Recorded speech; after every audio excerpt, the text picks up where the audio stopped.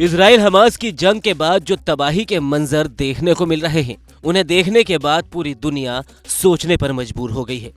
इससे पहले इजराइल का पलड़ा हर मोर्चे पर भारी नजर आ रहा था, लेकिन अब इजराइल और हमास की इस जंग में रूस के बाद चीन भी कूद गया है।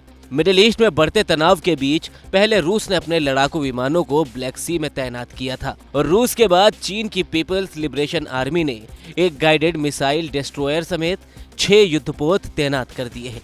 एक रिपोर्ट के मुताबिक इन जंगी जहाजों की मौजूदगी गंभीर स्थिति के दौरान चीन के ऑपरेशन का संकेत देती है। साउथ चाइना मॉर्निंग पोस्ट की रिपोर्ट के मुताबिक इन युद्धपोतों में Zibo type 052D guided missile destroyer, frigate Jingzhou और इंटीग्रेटेड सप्लाई शिप कियांदा ओहू शामिल है, जो कि पीएलए की 44वीं नेवल एस्कॉर्ट टास्क फोर्स का हिस्सा है।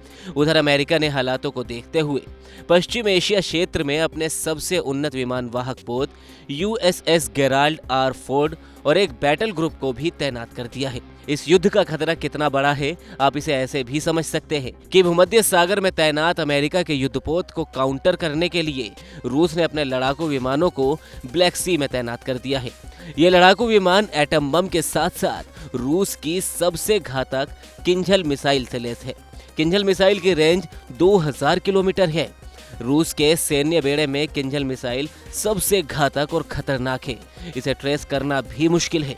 गाजा इजराइल युद्ध जोन पर अमेरिका के दबाव को देखते हुए पुतिन ने अपने लड़ाकू विमानों को तैनात किया था। काले सागर से करीब 1700 किलोमीटर दूर भूमध्य सागर है। दोनों ही सागर के बीच के हिस्से में गाजा और इजराइल के जंग का क्षेत्र आता है।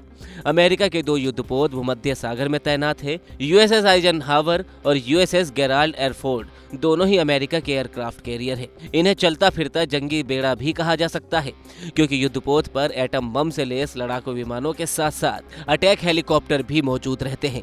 इसके साथ हजारों सैनिक हमेशा युद्धपोत पर मौजूद होते हैं। बता दें कि गाजा और इजराइल पट्टी से चलने वाले चरमपंथी संगठन हमास के बीच युद्ध 17वें दिन भी जारी है। 7 अक्टूबर को हमास ने दक्षिण इजराइल पर हमला किया था, जिसके जवाब में इजरायली सेना की तरफ से शुरू की गई कार्रवाई जंग में बदल गई। इजरायली प्रधानमंत्री बेन्यामिन नेतन्याहू ने युद्ध की घोषणा की थी। इजराइल 2 हफ्तों से भी ज्यादा समय से गाजा पर एयर स्ट्राइक कर रहा है और जमीनी आक्रमण के लिए भी वो पूरी तरह से तैयार नजर आ रहा है।